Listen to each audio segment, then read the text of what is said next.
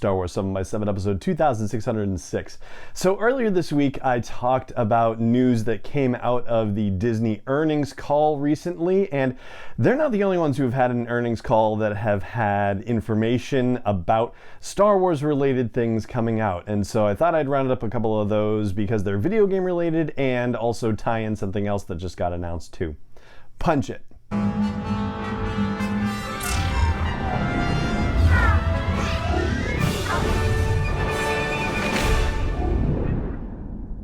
Hey Rebel Rouser, I'm Alan Voivod and this is Star Wars 7x7, your daily dose of Star Wars joy, and thank you so much for joining me for it.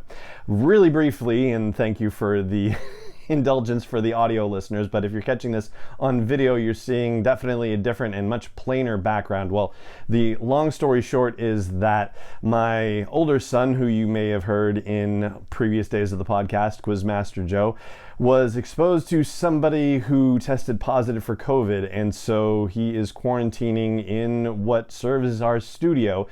And so I am up, not in the studio, recording this episode. He is okay. He has not demonstrated any symptoms, and we are trying to, keep him, isolated in the house, comparatively speaking, and masked and whatnot. So, yeah. So allow me to say, if you're not vaccinated, please get vaccinated. It's a lot cheaper and less painful than Regeneron treatments as far as I've ever heard. So yeah, there you go. So the first event I'll flag has to do with Electronic Arts, and they of course are the makers of Star Wars Battlefront and Battlefront 2 and Squadrons and Jedi Fallen Order, and that last one is the one that applies specifically to this. So there was an investor call, and from the CEO and director Andrew Wilson, he says Star Wars Jedi Fallen Order coming to the Xbox Series X and PlayStation 5 was also a moment for new and returning investors to jump into that amazing game, and he went on to say, we're continuing to invest in both of these franchises. He was also talking about the Mass Effect series at the time.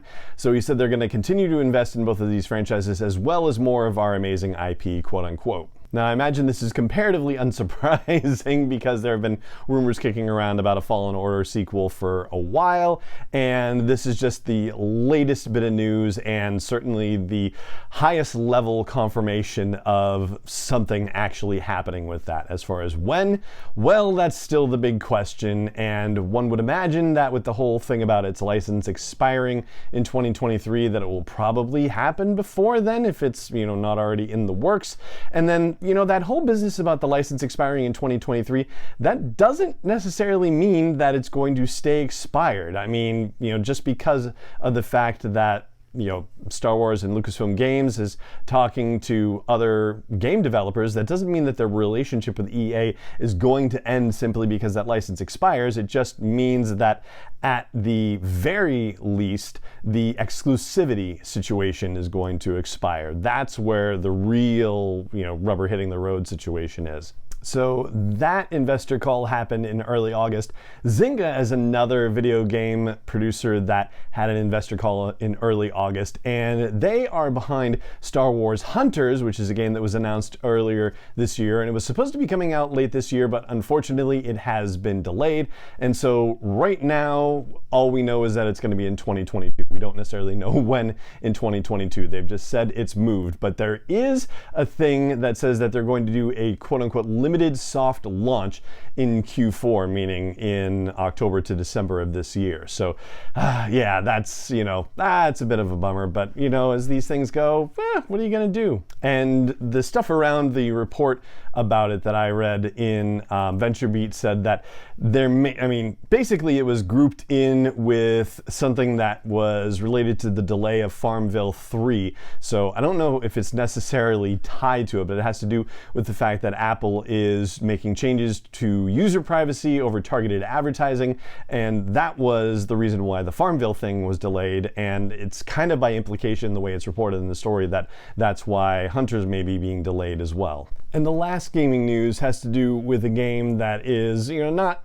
storytelling as far as that goes, although I feel like it kind of is, and I'll explain why in just a moment. But it has to do with an event called Gamescon that's happening, and I guess opening night of it is this coming Wednesday, August 25th, and the long-delayed Skywalker Saga Lego Star Wars video game is supposed to have some new information, a new trailer, a new something or other is going to be happening with that. And over the past, I honestly have not been tracking this very closely, but for quite a while this has been delayed. There's been information expected and nothing coming, and that's been unfortunate and disappointing for a lot of folks. And the Lego Star Wars games are fun and silly, and I certainly enjoyed them when I played them with the kids in younger days. And so yeah, that being said, the thing about it being like, is it or isn't it, is because I think back to the Lego Star Wars The Force Awakens game,